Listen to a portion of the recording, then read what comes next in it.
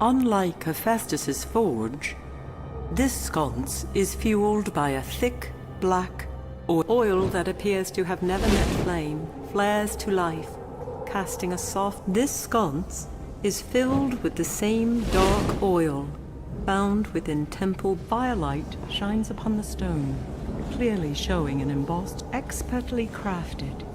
This small circle, it appears as though the embossed circle can be rotated.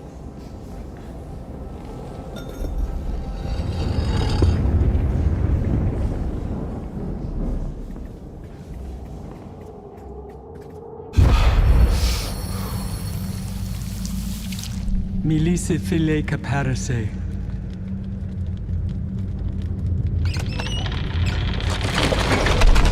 Come, Euryale. It is time. No. What did you say?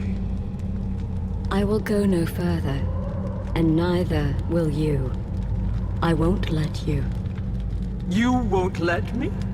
You won't let me? I have had enough of your questioning, your endless whimpering. Sister, this must end. Yes, you are right. This must end.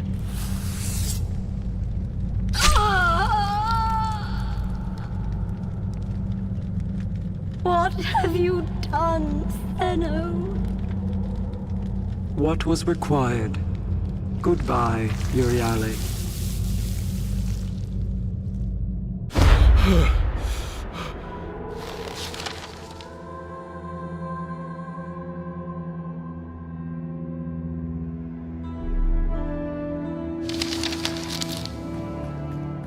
Book 4.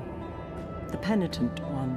A fire set within this brazier might help alleviate the sense of dread within these stone walls. This brazier was carved for but one purpose: to hold oil and a consequent flame. If fire were set to the oil within, the flame would surely produce adequate light within this cavern. Expense was surely spared when carving this rather unpretentious vessel.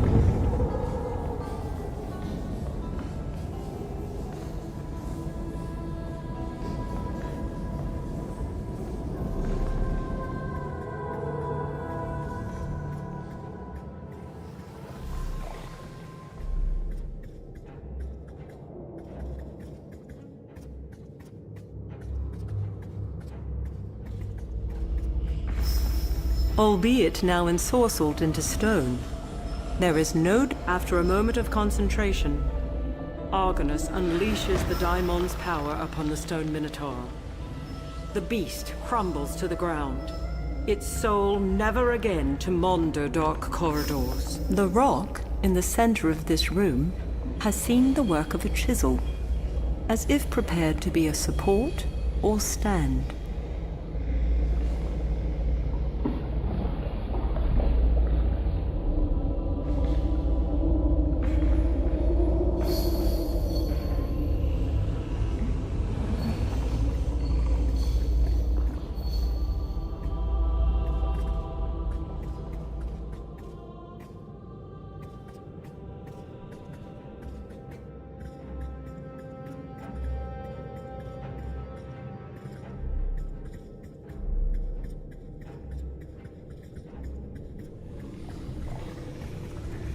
If fire were set to the oil within, the flame would surely produce adequate light within this cavern.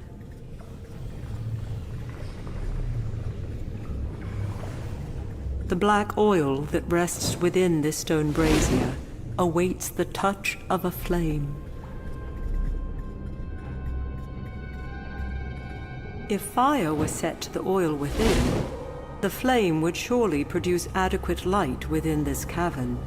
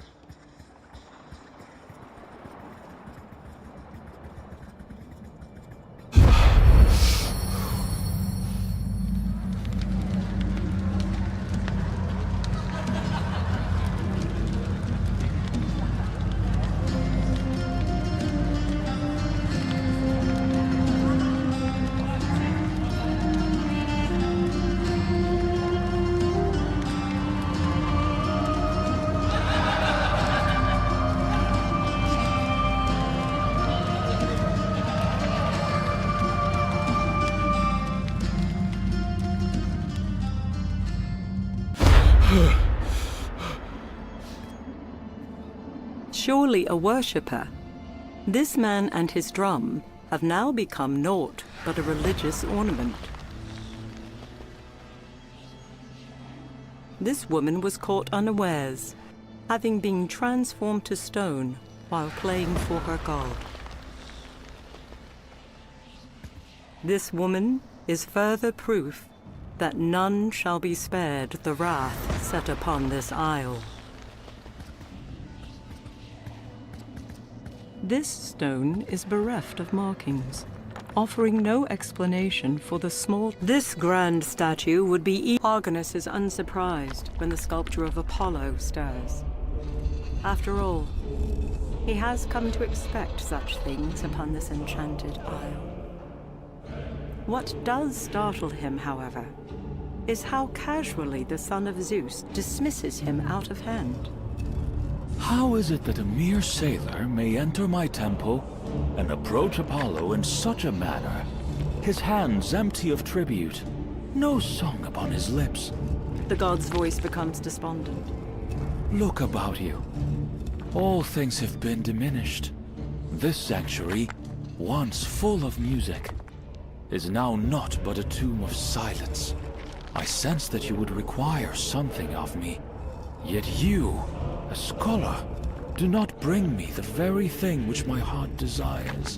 Before Argonus can utter a word, the god of music turns away from him, but not before laying a pledge upon the sailor's shoulders.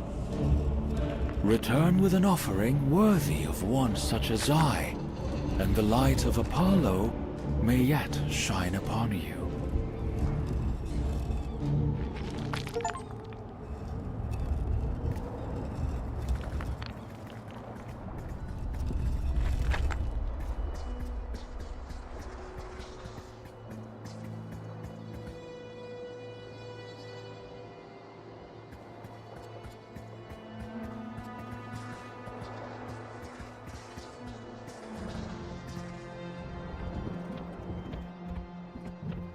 Amidst bold heroes, none rose above great Admetus, who now... The hull of this ship has been crushed.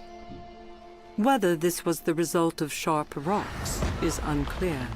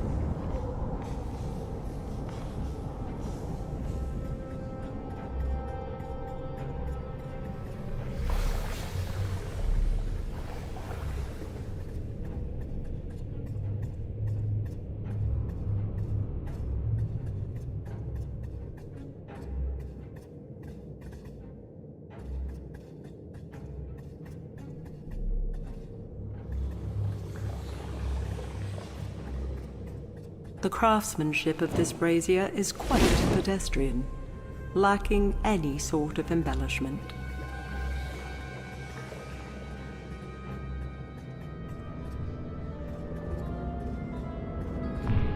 The craftsmanship of this brazier is quite pedestrian, lacking any sort of embellishment. This mechanism is not merely unusual. Its construction is beyond the imagination of a well-worn... Argonus pulls the handle, but nothing happens. It seems the mechanism is incomplete.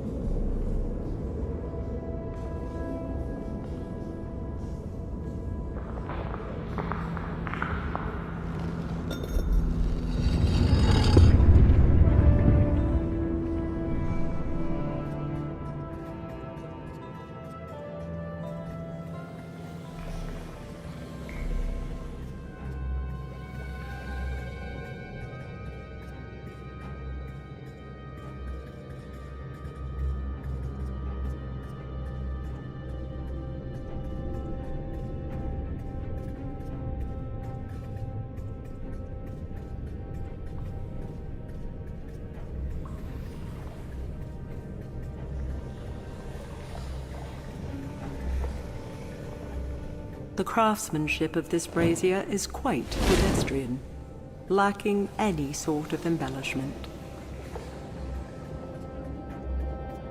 This brazier was carved for but one purpose: to hold oil and a consequent flame.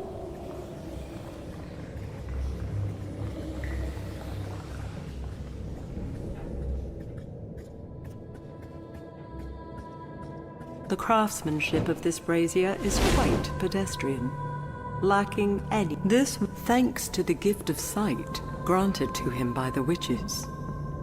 Argonus recalls and recites the words spoken by Stheno. Μίλησε φίλε και πέρασε. As the doors part, the smell of blood rises to greet him.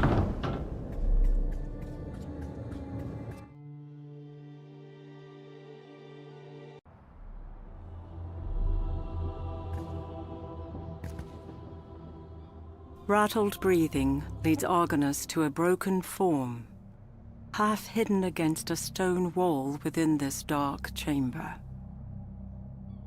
When the figure finally speaks, a voice is soft and filled with pain.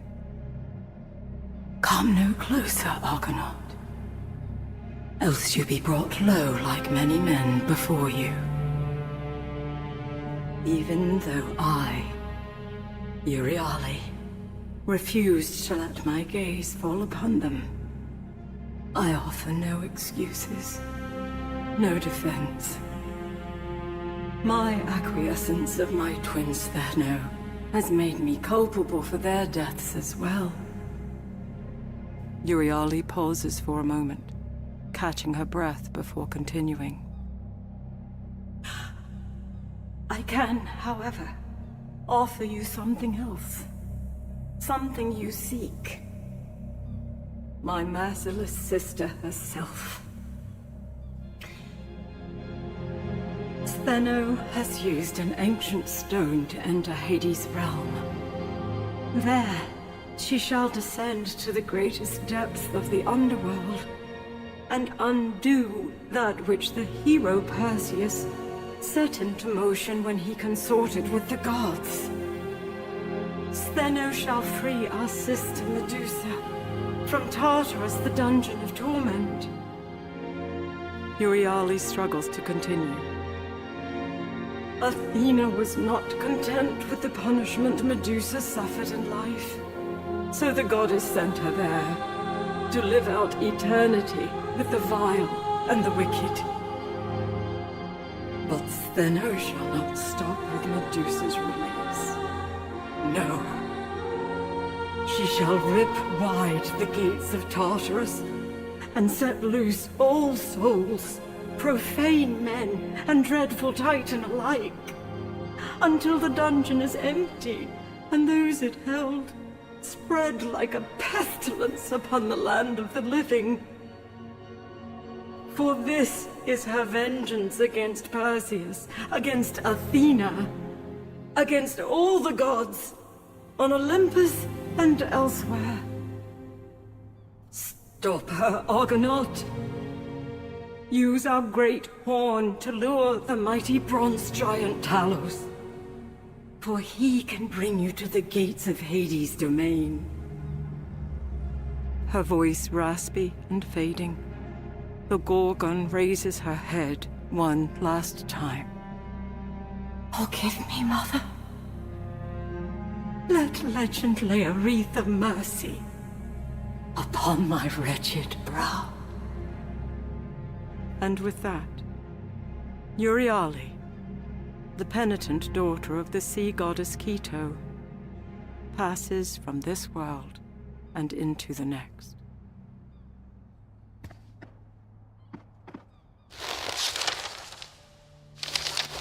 I am a fool, wandering in a desert, muttering words of salvation and revenge through parched lips. Blindly I flailed about, searching for the blight that has overcome so many, and while each piece of the puzzle led me to water, I simply refused to drink. The Lord Poseidon himself revealed the first, when he spoke of the son of Danae and of Zeus.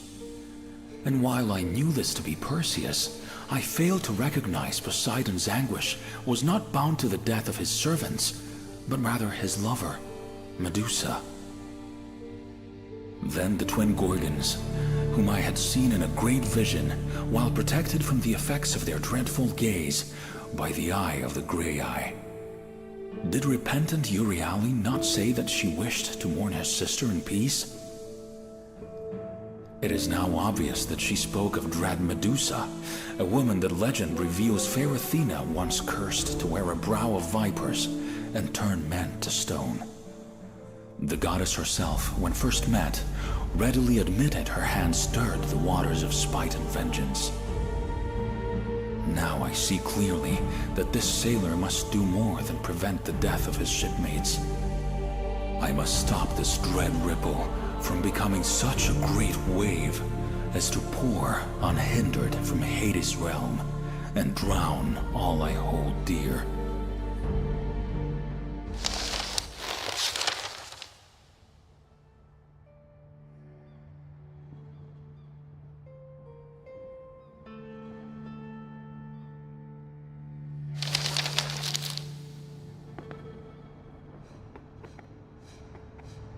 The Gorgon Euryale has followed her sister into the underworld, albeit on a different path.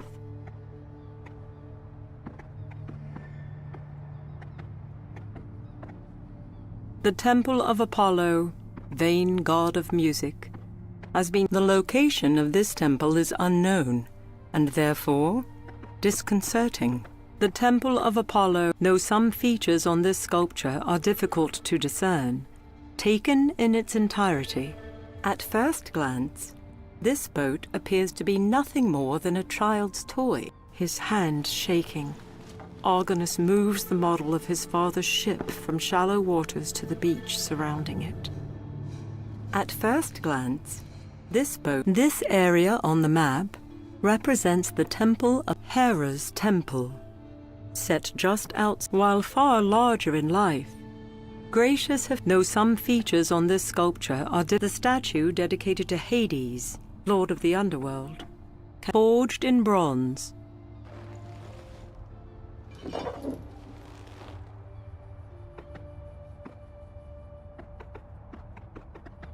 A fantastic creature set at its crown, this Argonus strums the strings, producing a surprisingly melodic resonance. A fantastic creature set at its crown, Argonus strums the strings, producing a surprisingly melodic resonance. Made of obsidian, this stone is not only smooth, but warm to the touch. As impossible as it may seem, a dim yellow light beats like a heart within this black stone.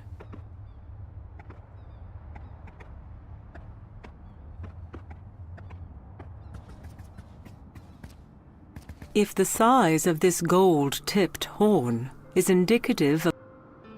Argonus presses his lips to the horn. While impressive, the deep sound fails to draw out that of which Euryale spoke.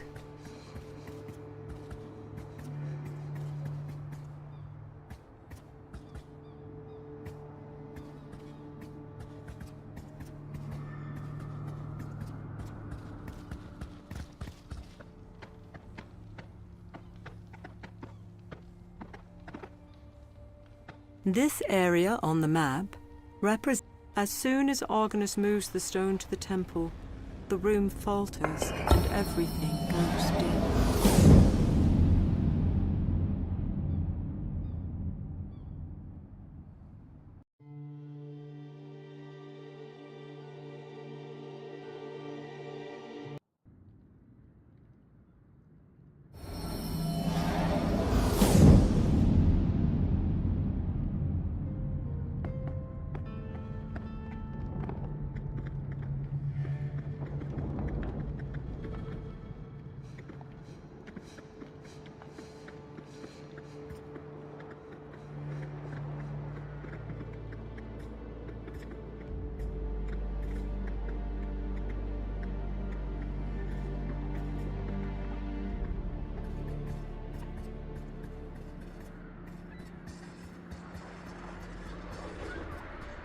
While man may have birthed this massive sculpture from the Isle's bedrock, deep waters now embrace it.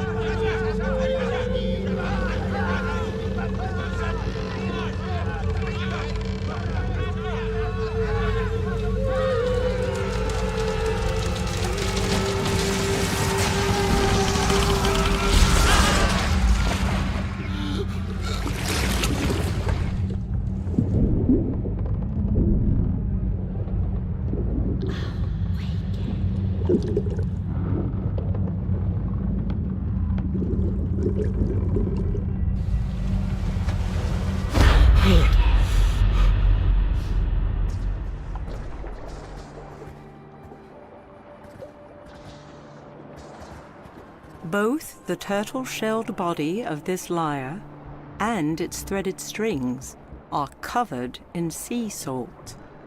Surprisingly, the strings still produce a remarkable sound, pleasing to the ears of both men and gods.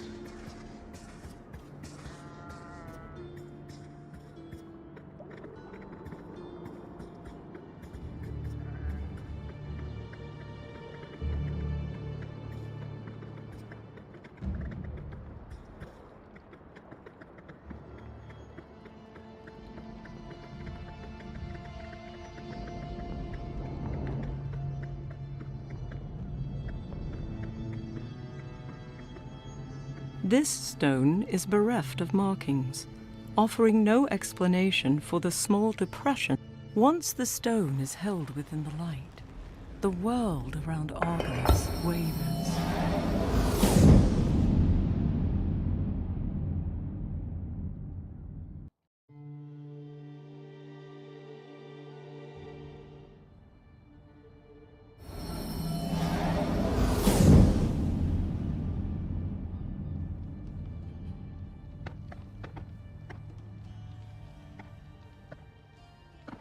The temple of Apollo, vain god.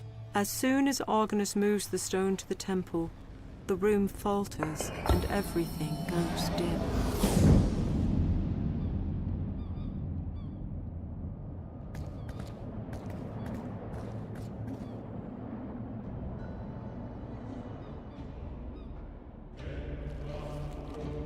As soon as Argonus lays the lyre at the feet of the statue, the god of truth and prophecy awakens once again. Apollo appraises the gift for a few moments before the stone lips part. though its form is crude, and its strings are found wanting. You have done well to bring this lyre into my temple. And although these days are dark, it shall bring music where none could be found.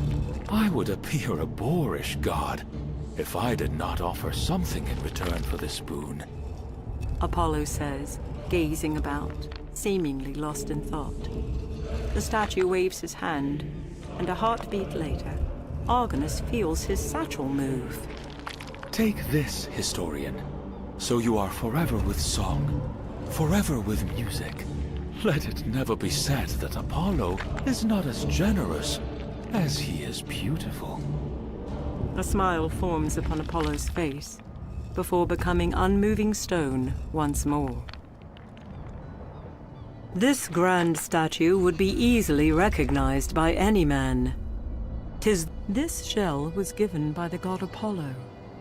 When put to a sailor's ear, the sound of dark waves can be heard. Once the stone is held within the light, the world around Argonus wavers.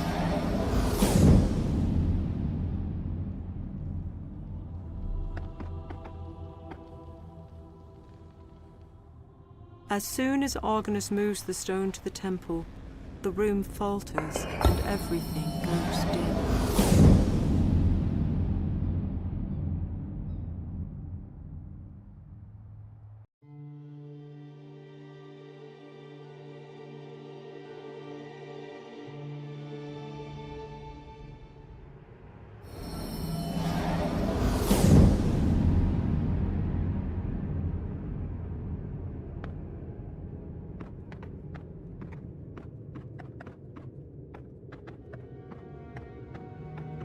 This stone is bereft of markings, offering no explanation for the small depression set into its surface.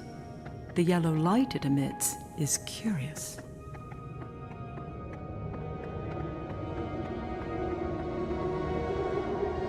While the frame is intricately sculpted, the doors lack adornment.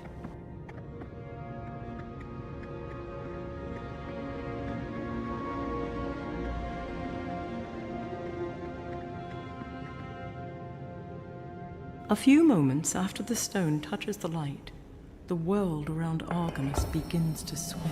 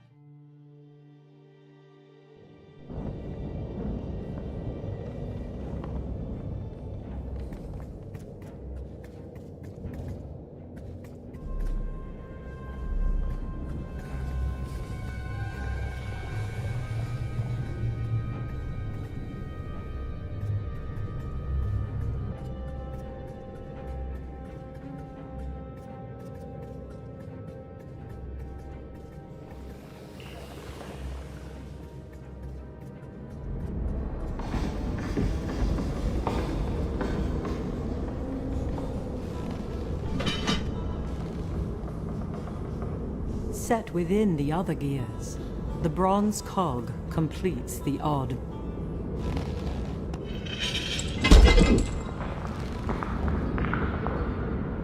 Argonus pulls the wooden handle, and with a groan of protest, the platform beneath his feet begins to move.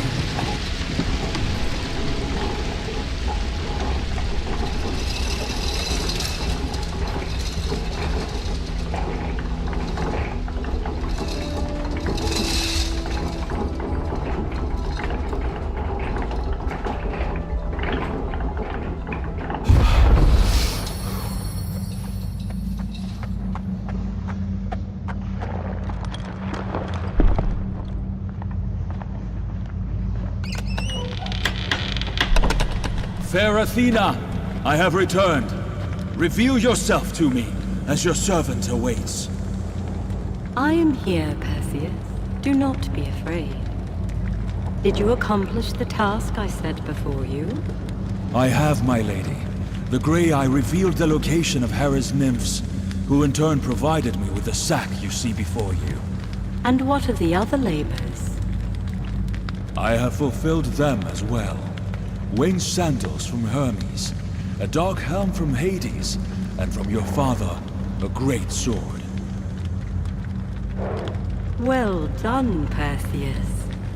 But even all of this will not be sufficient to cleave Medusa's head from her shoulders. A final gift, a polished shield of gold. Use it wisely, else the Gorgon's gaze shall be your downfall. Now go, my warrior, and finish it.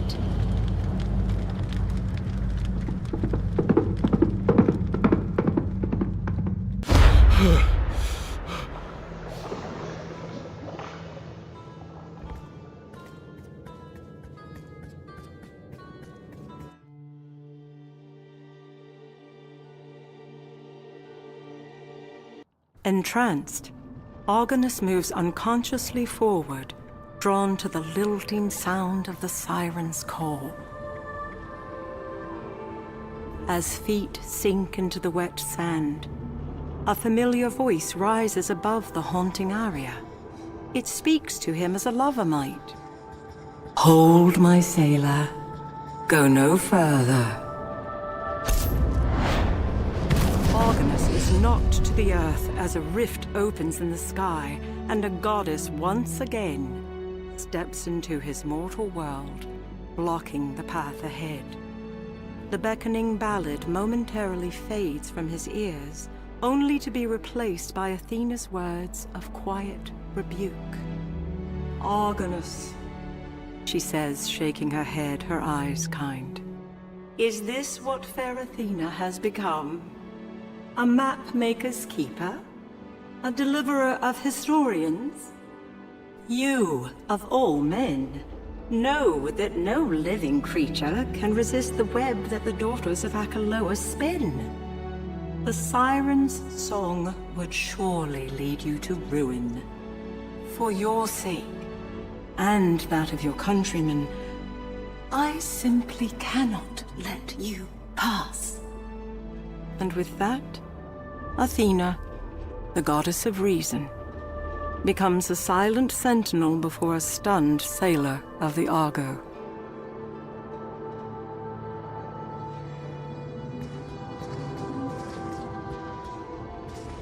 A semblance of Pasiphae. This statue is of Minos, the king of Crete, and freed from the rocks below, the remnants of a once great ship have washed upon the shore.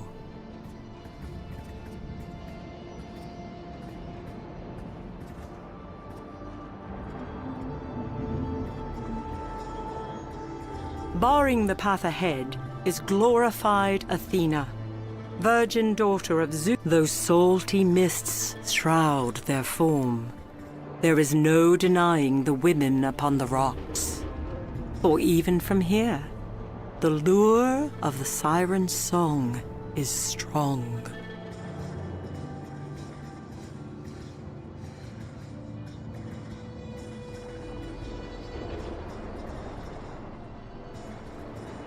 This shell was given by the god Apollo. When put to a sailor's ear, the sound of dark waves can be heard, above a faint beckoning song.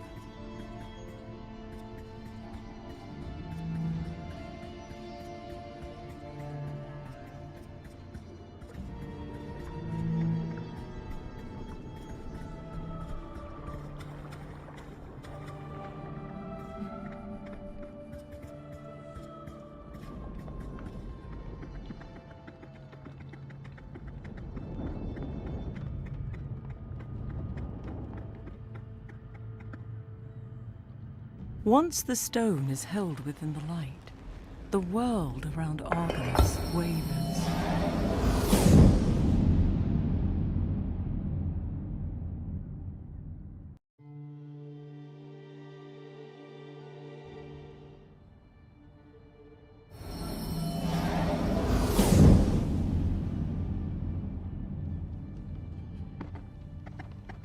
Hera's temple, set just safe within his grasp, Argonus touches the stone to the temple. The world about him suddenly begins to dissipate.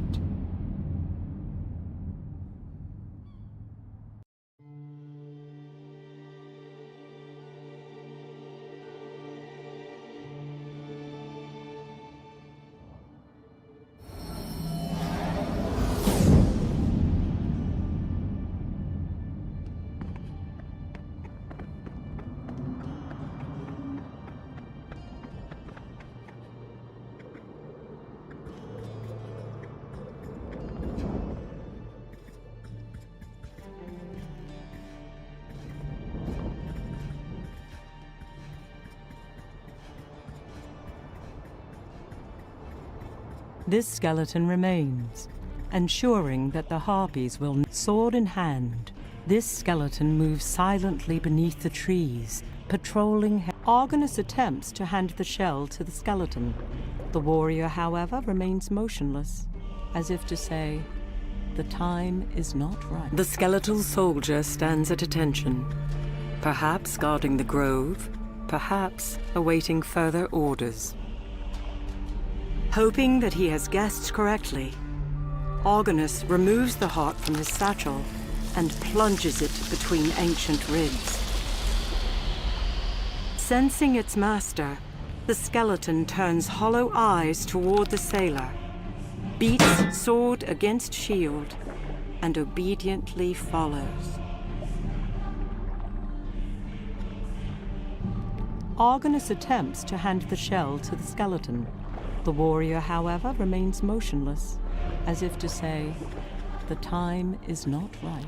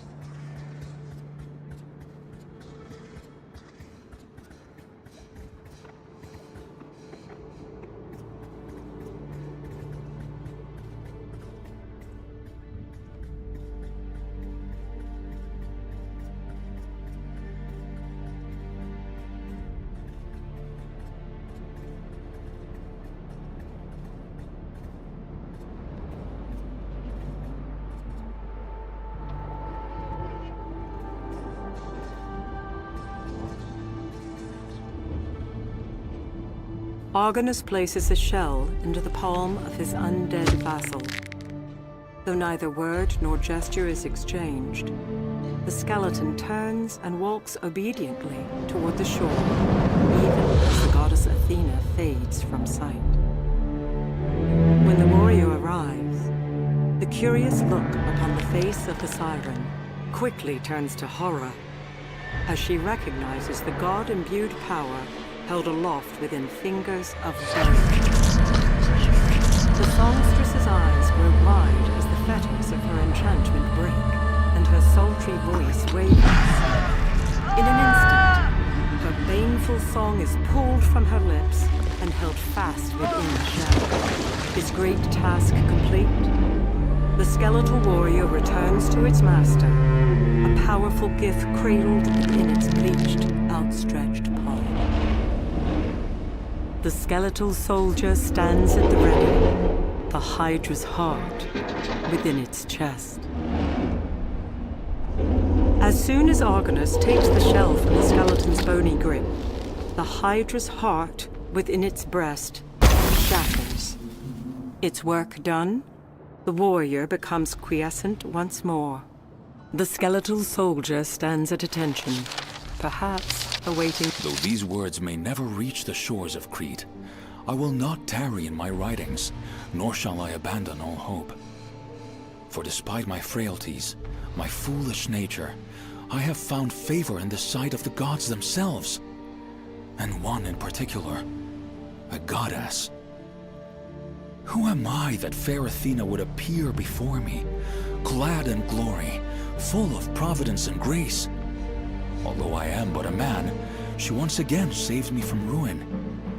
For I would have surely walked, beguiled, into the depths of the very sea I have pledged my soul. No, I will not abandon hope, nor shall I declare the lives of my fellows forfeit. For if a goddess finds me worthy of new breath, and declares my brethren yet live, who am I to question? Who am I to contend? And while she remained a steadfast bulwark in times of trouble, an idea formed within me. Though no mortal man can resist the siren's call, mayhap the dead could render her enchantment unavailing. From the mouth of a siren, daughter of the river god Argonus herself, my undead servant drew forth the lilting aria. Thus a great labor that began with a beating stone heart and ended with a captured beguiling song was fulfilled.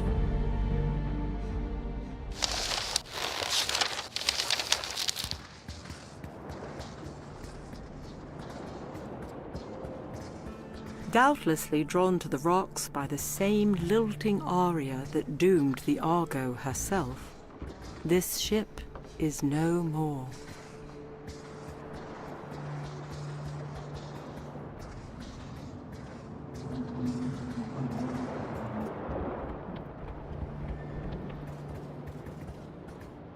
The mesmerizing captured aria of the sirens can be heard deep within this shell.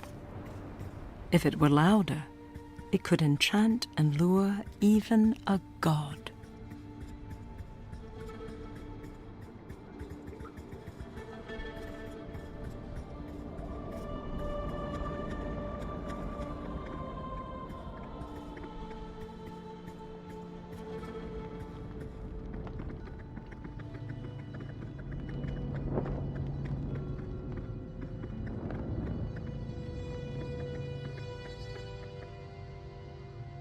Once the stone is held within the light, the world around Argonus wavers.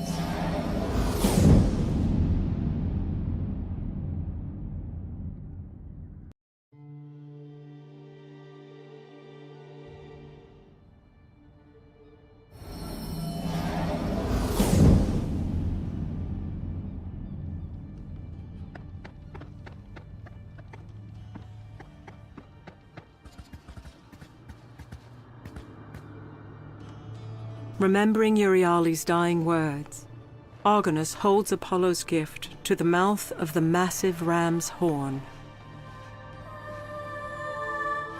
The lilting song of the daughters of Achelous pours from the shell, spreading a grand, beguiling melody throughout the valley below. Within moments, the mountain under Argonus begins to rumble, and the sound of resounding massive footfalls can be heard over the haunting din. Although he has witnessed many events that no other living mortal has beheld, still Argonus's heart is filled with a terrible awe as Talos appears through the sea fog.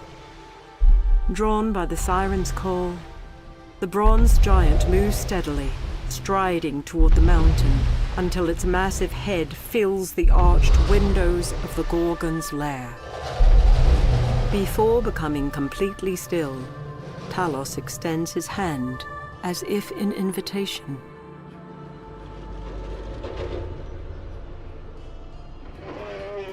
Mesmerized by the siren's voice, sensing a finality to his quest, Argonus does not disappoint the giant. With a deep breath, the sailor steps hesitantly onto the immense bronze palm. Argonus girds himself, as if bracing for the crash of a mighty wave. And great Talos turns from the mountain and begins moving once again.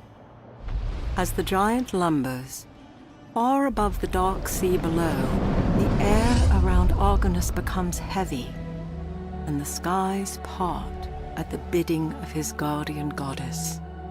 Athena, once again revealed in glory, smiles as she speaks. Argonus, my hero, my warrior. You have done what no man has done before you. Yes, you are nearly there. But where you now go, fair Athena cannot. Do not lose heart, for my promises are true, and your brethren await you. Again I say, do not despair, for you have proven yourself time and again, and neither Stheno nor the gates of Hades' realm can hinder you. The goddess lifts her hand in a final blessing as the rift closes about her and she fades from view. Fare thee well, sailor of the Argo. Fare thee well.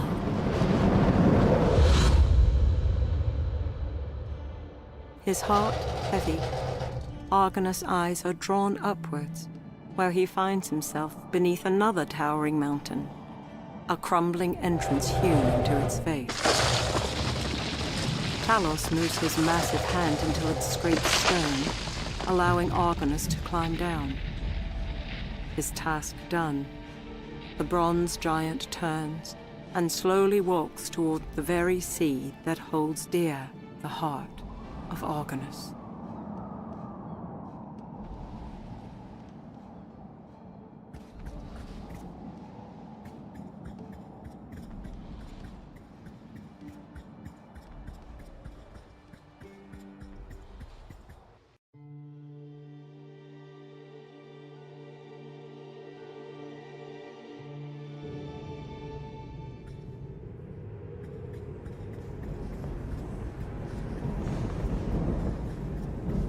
Book 5. These Dark Shores.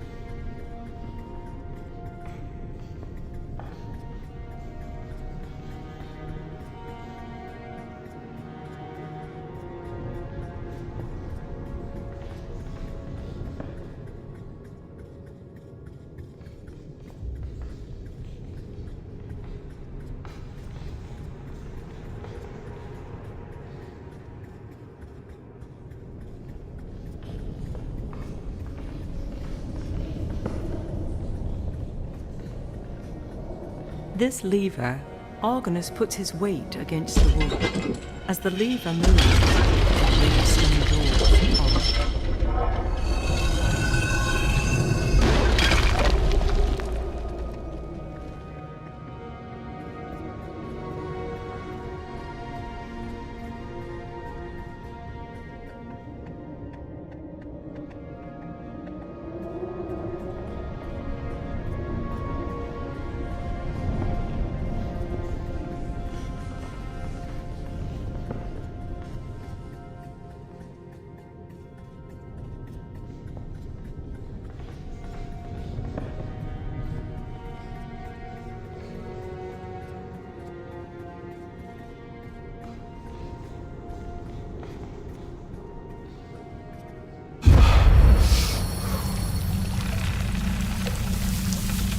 Stand aside, Charon. I claim this boat in the name of my sister, Medusa, who wails in torment within Tartarus. the dead. So, Hades' undead pet will not yield to me. I say again, stand aside. Only the dead. So be it. It matters not. These black waters shall carry my vengeance hence.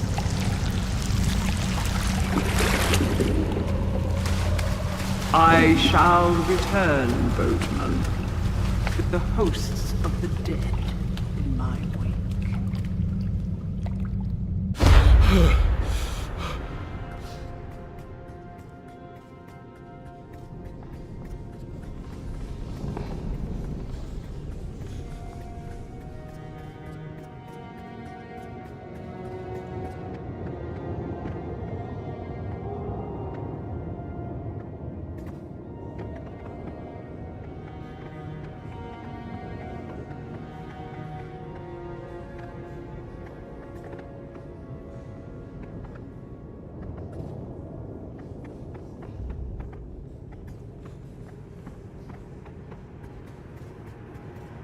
The emaciated man, if one such as Charon can be called a man, this long skiff, Argonus contemplates boarding the skiff, but then remembers that the ferryman to the underworld requires a payment for passage. The sailor of the Argo reaches into his satchel, removes a silver coin and presents it to the ferryman. Charon gazes upon it for a moment, then simply shakes his head. Before Argonus can offer protest, distant sounds rise from the river, whispers echoing off wet stone within the damp cavern.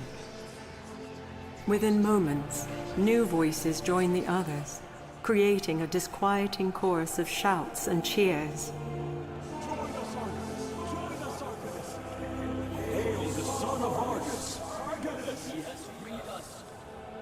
Argonus weeps at the words of tribute as the souls of slain Argonauts rise from the shadows, appearing before Charon, beseeching, entreating, almost as one voice. Hail the son of Argus! As the eyes of Charon move slowly from the spirits to the astonished sailor, Argonus's hand shifts once again, showing that within it, he holds the power of life and death. Charon gazes at the gift from Thanatos, and after what seems to Argonus an eternity, the ferryman relents, motioning the Argonaut to board. As he steps onto the skiff and Charon sets his oar to black waters, a sobering thought enters Argonus's mind. At first, it is a small speck, but it grows even as the sailor's eyes widen in understanding. Athena did not lie. She fulfilled her promise. She granted him a boat, being played the fool. But even as this vile thought seeks to overcome him, to bring him to his knees, another appears. It is different from the last and whispers something new into Argonus's ear. Something far more powerful. Perhaps he had washed up onto these shores, a sailor, a historian, a map maker, and yes, the puppet of a goddess. Perhaps this was so. But has he not now become so much more? A hero in his own right, with a story yet to complete.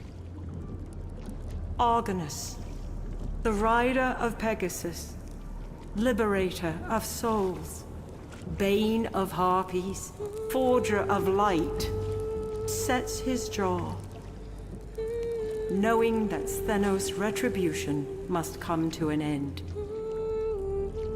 And as he stares out beyond the Black River, tendrils of darkness surround the boat, and the underworld claims him as its own. Spell it for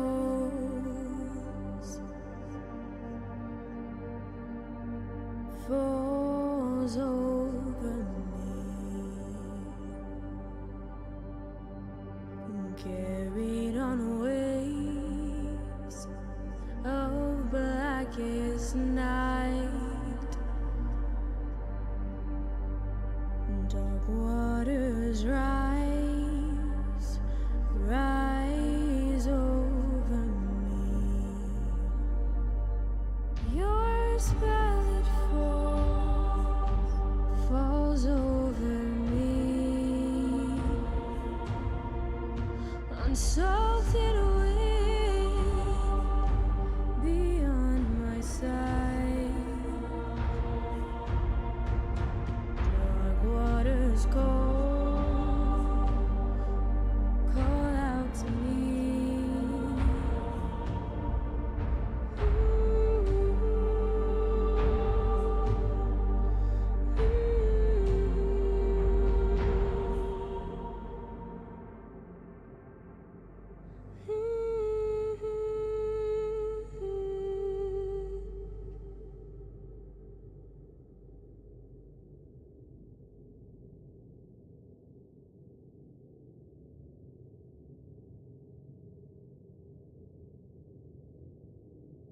Epilogue.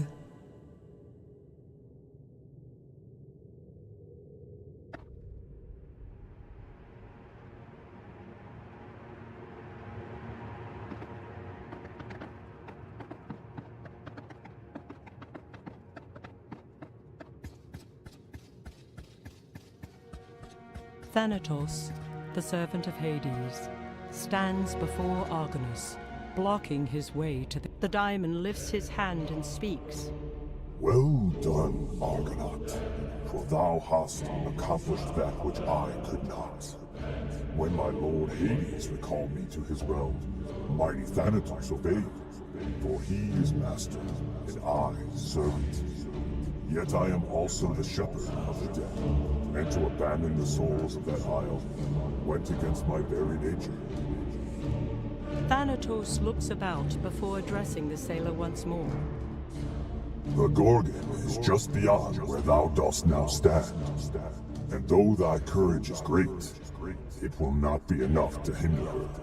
As I am in thine debt, Thanatos will now repay. Gird thyself for what is ahead, sailor of the Argo. And with that, the diamond fades into the darkness.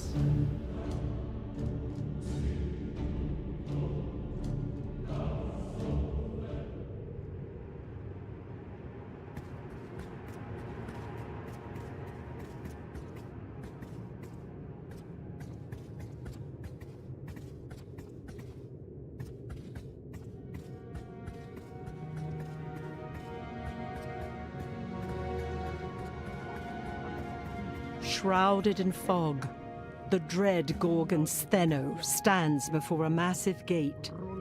The gate to Tar. Stheno hears Argonus approach and turns to face him. Before her transforming eyes can settle upon the sailor, Argonus raises the gift of Hephaestus and the torch blazes into life. The Gorgon shields her face against the blinding light. Stheno rages, her words daggers. I will have your head for this, Argonaut! You were a fool to face me alone! Before Argonus can utter a single word, another voice rises from the fog, one familiar to both sailor and Gorgon alike. He is not alone, sister. Amazed, Argonus watches as Euryale slithers across the rocky ground toward her twin. Stheno begins to wail. Euryale! We're so close! Kill him! Kill the Argonaut! No, Stheno. I will not, Euryale replies, her voice strong, her body restored by a grateful diamond. We must free our sister! We must free Medusa!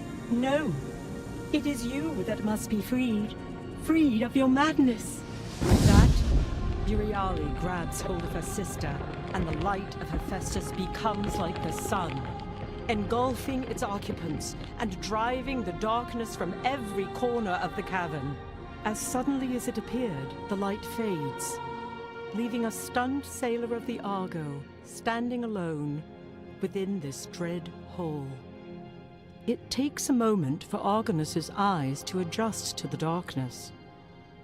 Before him is a statue, or rather 2 statues, embraced in time. Euryale and Stheno. The hand of Argonus shifts one last time, and he lets the diamond's mercy flow through his body and into the embracing statues. Stone shatters and rains down upon the rocky floor. The spirit of Stheno rises first, her soul transformed into the woman she once was. As the sailor looks on, the massive gates behind Stheno begin to open. Argonus watches as Stheno's eyes widen in fear as she is pulled into Tartarus, a terrifying shriek upon her lips. The stone doors begin to move once again, and within moments they close, and a sound like a peal of thunder echoes throughout the room. The Gorgon's screams become distant until they too fade from his ears. Her sister gone, the soul of Euryale rises from the rubble to speak once more to the son of Argus. Thank you, Argonaut, she says. What you have done is good and right. Do not pity my sister, for this time her punishment is just. Do not pity me, as your grace has freed me from a life of torment, and now I can rest my weary head. But what of you? Euryale says as 2 great portals appear. By your actions, you have earned a place in the golden fields of Elysium beside your brethren. You may stay here and be at peace, where your labors will be naught. Or perhaps your story is not yet finished. If you so choose, you may return to grey swells and blue seas. With those final words, the soul of Euryale departs into the portal and is seen no more.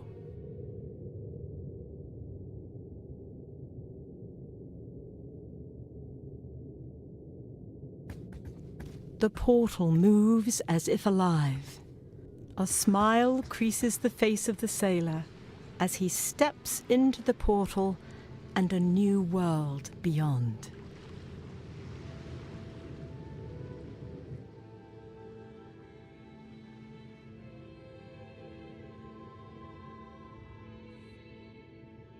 Now, bend your ear one last time to Calliope, lover of Ares and muse of much renown. The story of Argonus and the gods of stone has been told in epic verse, and like the namesaked sailor, I too must depart from this isle, putting aside quill and parchment. Argonus has been reunited with his brethren, and walks the golden fields with his mother and father. And while the day may yet come when his legendary journeys continue, for now, the curtain has been drawn, and our role in this grand play is at an end.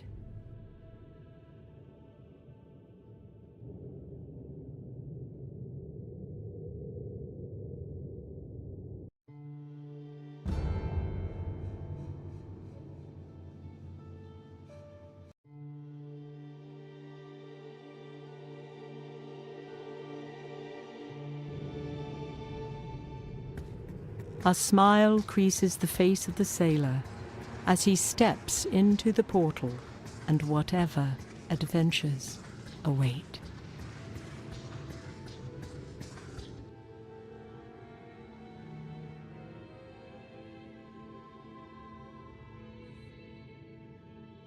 Now bend your ear one last time to Calliope, lover of Ares and muse of much renown. The story of Argonus and the gods of stone has been told in epic verse, and like the namesaked sailor, I too must depart from this isle, putting aside quill and parchment. Argonus has fashioned a mighty ship, manned by a new crew of Argonauts, and tirelessly recounts his adventures upon the uncharted isle of Mythos. And while his legendary journeys continue, the curtain has been drawn, and our role in this grand play is at an end.